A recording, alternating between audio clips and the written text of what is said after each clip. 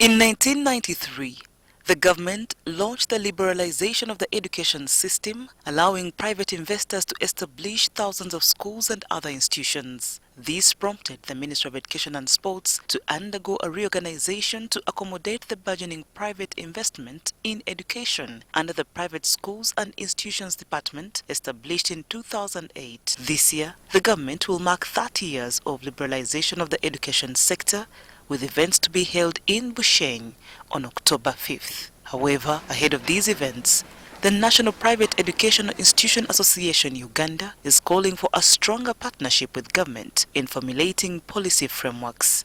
We have so many challenges in education which we need to work together with government as partners. We have seen issues of the new curriculum being challenging left and right, especially in secondary. We are now talking about ICT integration in the education sector. All these are issues.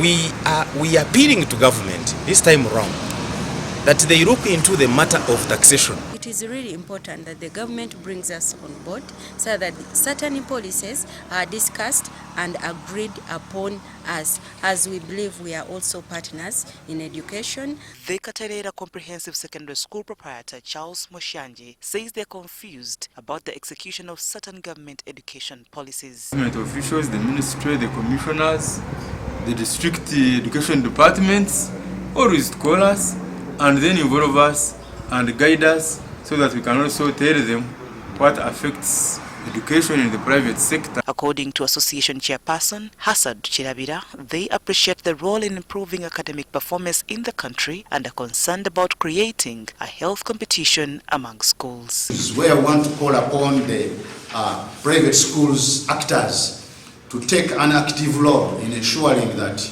we support the government in fulfilling these good causes, but also caution the government on the speed and the timing for making certain decisions. We are also increasing on government revenue. We pay tax, though on those 2 days we shall be talking about taxation. Taxation has been a very big challenge in the development of our schools. Chirabira is also calling on government to reconsider their role as investors in the education sector by relieving them of the heavy tax burden which has affected their growth trajectory. We also had challenges on tax obligations where we are still dialoguing with government on a single tax regime that can support the private sector to grow. Since liberalization of the education sector in 1993, the private sector accounts for at least 46% of primary schools, 70% of secondary schools, and 73% of tertiary institutions in Uganda.